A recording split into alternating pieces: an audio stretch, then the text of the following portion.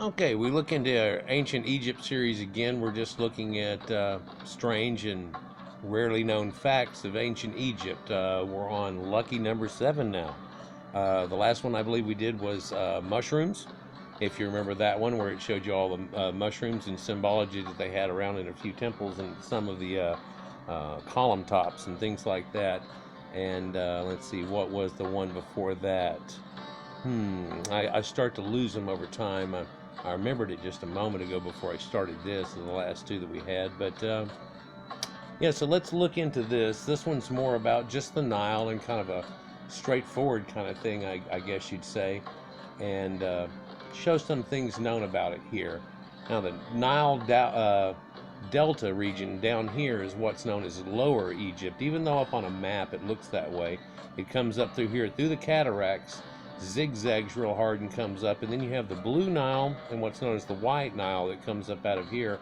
They meet and run down through, and most people don't know that it even has more than one tributary in a lot of cases. But so it's actually named after a Greek word known as Nilos, and it's a kind of a waterborne idea, and its original name though was a little bit different. The Egyptians called the Nile that they lived off of and their land that was there Or, or Ar. Now you hear that they called it Kemet, but they called the fertile soil area Kemet, so it's almost like saying farmland or black soil, but it wasn't pointing out the entire Nile that they lived up and down. They called that Ar or Or, and Or is strange. Here we have Ur, that's from the Sumerians, and we have Ar from over here, and they both signify gold in some way. And if we thought about the way that people smelted ore to make metal, then we would see that there's a slight variation on this Proto-Indo-European languages that's run through here. And it's an AEIOU situation on a similar word that means the same thing.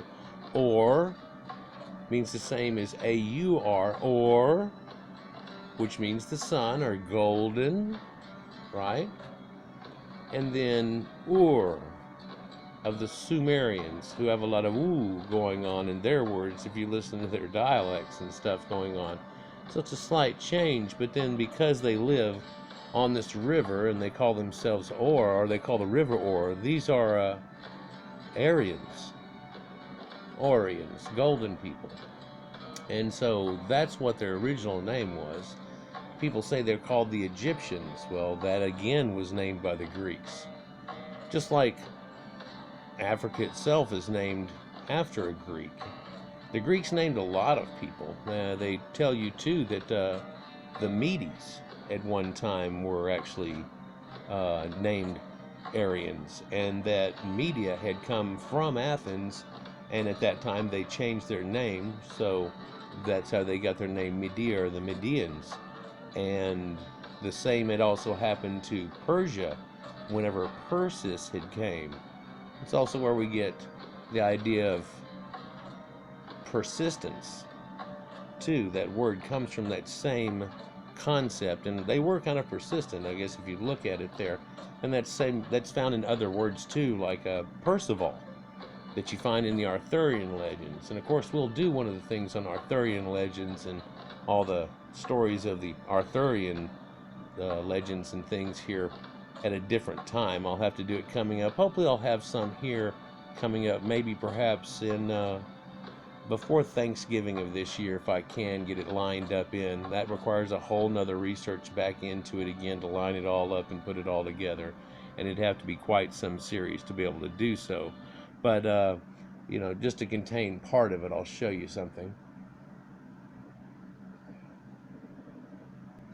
Have been ratified at a special bi-weekly meeting. Yes, I see. By a civil majority in the case of purely internal affairs. Be quiet. So by a 2/3 majority in the case of more Be major. quiet. I order you to be quiet. Y'all remember this? You ever seen Monty Python, The Holy Grail before? I probably can't show this in real time and straight up, but it's funny. This is the part where he tells you that he's their king and that he's Arthur, and how he gets his name. All right, I think he is. When did he become king then? The Lady of the Lake. Her arm clad in the purest shimmering samite, held aloft Excalibur from the bosom of the water. That is why I'm your king. This And famous line from the movie and stuff. But also he mentioned samite there. If you did, that's an ancient and metal that people knew about. That I'll have to go into at a different time and things. And of course, I'm just talking now to break up the point so it doesn't click on me. But strange women lying in ponds distributing swords is no basis for a system of government. Supreme executive power derives from a mandate from the masses, not from some farcical aquatic ceremony. Be quiet. But you can't expect to wield supreme executive power just because some watery tart threw a sword at you. Shut up. he's getting fists. I mean, if I went round saying I was an emperor just because some moistened bint had lobbed a scimitar at me, they'd put me away. Shut now we see the violence inherent in the system. So yeah, so a lot of people don't know that the Egyptians called the river Nile the R, and therefore they're Aryans or Aryans, whichever way you want to look at it, Orions. So it's where the connection comes from, and they've made everything connect to it, and Orion the hunter, and then you see them in that symbolism and in that pose whenever they're smiting somebody, and whenever they do, they're standing in that pose of Orion. So you get Orion, Urian. You later find people called the Hurrians. We'll get to that in another video, though. But yeah, kind of interesting that that's where the name comes from, and most people don't actually know it. And it is the longest river in the world. People say the Amazon and this, that, and the other. No, it's the longest river in the world by far, and without necessarily even attachment onto them. And it flows from the south to the north, so people don't usually think of that. And so southern Egypt is upper in the Egypt, and so the valley situation is up there. Northern Egypt is considered lower Egypt, or the delta, right? So that's what I was talking about before, where up here is the north, that's northern, but that's lower, and this is upper, because this is higher land and lower land that goes down here. There's mountains that all come up from here, and that's where it actually starts from. But believe it or not, in the ancient times, they actually thought once it hit up here in Sudan, they didn't know. They actually thought it hooked over here and went right through the desert and all the way over here to the Atlas Mountains. And you can look at Herodotus' maps from back then, and that's where they thought it came from. That's where they thought they had come from, somehow, some water thing, and they had forgotten it somehow. But I'm about to show you where it actually comes from, Sumerians. And one of the earliest culture there is known as the BadArians. Well, Bad means city in German. Germans have a lot to do with the research going here. So you find BadArians, and that's city-dwelling Aryans. You find before that they were living off that valley area there, and then they would have just been called Aryans. So that's another case where you'll see that name show up in ancient times. All attached is to the Proto-Indo-Europeans that ran all across, or Europe, through Asia, all the way into the edge of China, down to India, and back across, and through the Middle East at one time. A people that are not quite what you see in most of those areas today, but there are still some remnants of such. Now, Egypt was known as the gift of the Nile. That's what it was definitely called. And so that was due to its flood inundations I was talking about before, which swelled out. And it did so between June and October. And so that was their flood time. Everybody think it would happen during the spring, but no, it really happened a little bit later. It almost took some time to get going, and the mountains up there in Ethiopia will actually get some snow on them and stuff, and they seem to have a late rainy season that has attachments to do with monsoons that happen out here in the Indian Ocean. Yeah, so it's a whole correlation there. And the planting and harvest time run from February to June, and so it was spring as it was, but that's harvest time instead of planting time. So you think it's almost ass backwards, isn't it? From what we think of. And these people manipulated the Nile in quite a few ways. They made aqueducts, they did things off of it and ran irrigation. And so when it flooded, it would actually flood out plains for them and take some of the brunt off of certain areas, but also flood out whole alluvial plains they all had ready to go that they could utilize. But they could only utilize a lot of those when it flooded. And in times of drought, they used other methods, like what you see here. This is called a shadaf, or shadoof, whichever way you want to pronounce it. And basically, it's a bucket on a ladle with a rocker arm in the back of it, and there's a weight back there that's about as much as this would be when it's full. So it almost weighs nothing, and it's heavy on the end like a fishing reel. And you pop it down in the water, pull it up, and then it's about even Steven to where you can just grab this and throw it. And if you'll look, there's trough after trough after trough after trough going up the hill here out of the Nile. And basically they do this in a succession, and then it spills out into an irrigation plain that they've got running. And there's signs that a lot of these had like a little lock system to them, to where they would do it and fill all up the top part and then let it loose, and it would all flood down into the field as they kept trying to push water into it for a while and, you know, get in that one done. And then they would work on different fields at different times, and they had people kind of keeping up with where they needed to go to bring water. And when it got into drought times, this is the only way that they actually got water to there. So it became a total different adventure. And, you know, that's where papyrus comes from, and the Sea of Reeds that you hear about, you know, and in the Bible where it says the Red Sea, it's really the Sea of Reeds, and it swells out, and that whole floodplain down there turns into a swamp area at certain times of the year. And they were lucky whenever they went through it, the Hyksos, whenever they expelled out of there, that they caught it in just the right time and were able to make it through kind of like they had indicated. And papyrus is what makes paper, but also it's shown in a lot of their equipment and stuff. And then the reeds that make up papyrus are what makes up the ancient reed boats, which later turns into wood and so on. But the different types of boats that you see, and of course these all go back to the Sumerian boats, which had that same tipped prow and same tipped bottom all through them. And shown into a video here recently where they have found ancient bitumen, which has old elder reeds in it, date to a few thousand years BC, and they have barnacles all over them. And the only way you get barnacles is to keep them in water long period of time to let that all grow and happen, right? Like what happens on ships and so on. And it takes a long time for it to happen, and you have to keep them sitting in salt water. Yeah, and it doesn't happen in the docks necessarily so much, but it can. And you have to kind of get, you know, this shows you that they had people not just there, but way off before then in these boats. And I'm about to show a video where it shows connections of ancient cave drawings or the wall art that's in between the Red Sea and the Nile. And it shows Sumerian attachments to that. Should just go into it right here, but this one's got its own thing going on, and I think we've already done the reveal already somewhat. But Egypt had 5 natural barriers which kept them pretty much protected from other things. There really pretty wasn't much anything south of them, and you get to a certain point of there, and there's the Ethiopian mountains that are there in Ethiopia, and we've found out recently that that wasn't the only place that the Greeks called Ethiopia either. They called a bunch of places, and over in India and all around, and even up in the northern climes, they had places they called Ethiopia.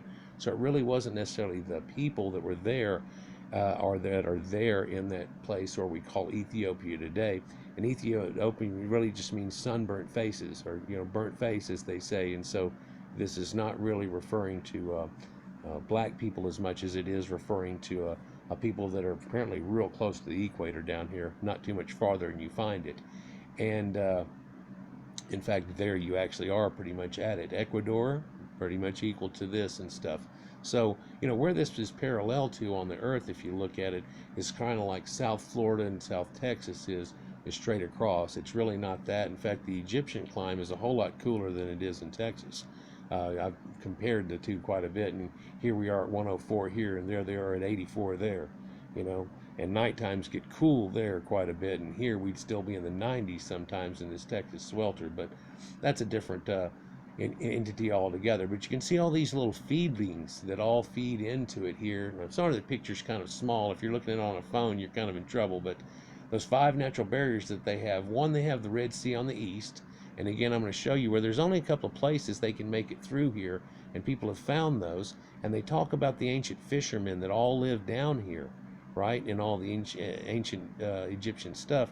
So they found this settlement and this settlement here that's there, and if you try to go there to here, there's only a couple of ways kind of through. It's quite some rugged little terrain all cutting through there, and in the process you run through this, and it shows them actually dragging these boats and doing these things that later you see in Egyptian art where they're not even in water and they're dragging these boats around with these people on it and these other things, and it's a symbolic situation that goes back to that. And so then they also had the desert to the west, which they call Deseret, and it's Semitic again, so all you got to do is take the H out of the center of it and it becomes Deseret, and that's where we get desert from, and so that's neat, kind of learn that. And the Mediterranean Sea to the north blocks anybody unless they're sea travelers. In fact, the Red Sea on that side over here does too, to the east, but you'd have to be a sea traveler to get there, and then it's quite the adventure to get through, and everybody over here knows how to get through and where you're going to be coming if you do, you know, and they've got little outposts and things, and people will let you know, 1 if by land, 2 if by sea, things like that. So it's not really happening so much. Egypt didn't really get invaded because of these facts too much. It's got the Ethiopian mountains up top and stuff, and you know, all the way through the Horn of Africa there was always Caucasians and stuff. If you look up the definition of Caucasian, it'll show you that's primordial times, not what's going on now. Things have all changed from the Bantu expansions, and a lot of things happen, and as this whole area turned into a desert, these people left and went to you know, greener pastures, as to say. But then also the river cataracts that they have that run up and down the Nile make it, you know, some people don't realize that this is not just one simple little boat ride. This is hundreds and hundreds of miles running down this thing. But then there's cataracts run at all these little points that you can see on here, and each one of those is pretty much a waterfall, rapids, and or almost a Niagara Falls situation, depending on which one we're looking at. And so you can see it here on a map, maybe, where it shows you the first cataract at Aswan Dam, where that's at now, and the Tashka Lakes and Lake Nassar that's right there, and the second cataract, and so on. And this is where we almost lost the ancient temples that are there, and at Fayum, and they've moved those now and set them up. And so it shows you that it's capable of moving these things in modern time, but they really had to cut a lot of them into pieces, and in old times they didn't apparently cut them ever into pieces. So kind of neat still showing about that. But then they have the second cataract. Way up here you get a wiggle bend, and there's another cataract right after that. The fourth cataract comes after the whole arc in it, and the fifth up out of here. And so, you know, they had come and gotten this area a whole lot of times, and then in Sinusuret the thirds they had taken it all the way up to here, and this is where Icon and the trading area was, and where it tells you in Sinusuret's tablet that they can't pass. Here, I can show that to you. It tells you the, zoom in on it here, from year 8 of his rule, tells you the southern boundary made in the year 8 under the majesty of the king of Upper and Lower Egypt. Kekur is given life forever and ever, in order to prevent that any Negro should pass and cross it by water or by land with a ship, or any herds of the Negroes, except our Negroes shall come to trading in Icon. This with a commission. Every good thing shall be done with them, but without allowing a ship of the Negroes to pass Heh, going downstream forever. And Heh is really right up there where we were looking at. And the Icon trading station was just more south of that, I guess you'd say, and let them have more of that as a spot. So right up in here, and look here, it shows pretty well on there, at least it does to me. Let me try to zoom this in a few more notches here, like it was originally, like right in there. That shows a whole lot better, doesn't it? I'm sorry.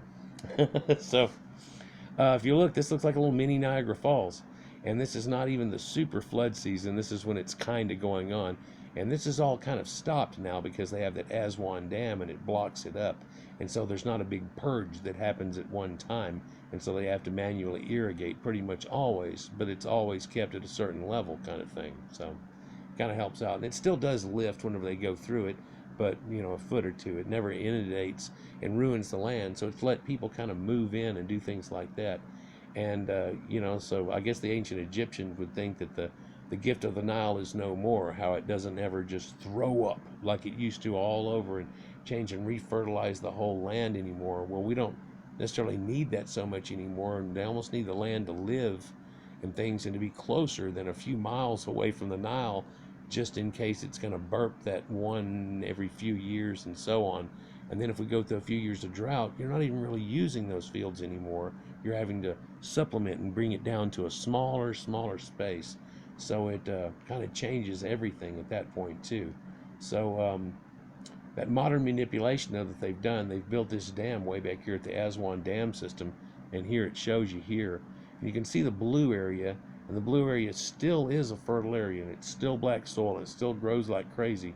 But it used to get almost twice this wide in certain areas where it would burp out, and from about here down to the delta, it would get 3 times this wide and just swamp the whole delta sometimes, and inundate the entire area badly. You know, if it had a good rain season, you know, that comes in. So it's our late season, though. It really wasn't spring either. So hopefully we've learned a couple of things out of this. And yeah, this river that runs there, and the longest river in the world, used to be called the Ar River, the Ari or Ar River. And its god was Happy. Happy is a blue-colored god, and you know, it's kind of funny they use that Happy as his name there because it made the people very happy whenever it happened. You can imagine they used to do these ceremonies when they knew it was coming, and they would do a festival coming into it, a whole rites, rituals, and things like that that I don't want to get into. It'll take another 20 minutes to go through it, and you know me. But in that, they would take these little dolls, these little effigy dolls, little shabtis and stuff, and do this little thing and put them out there. Kids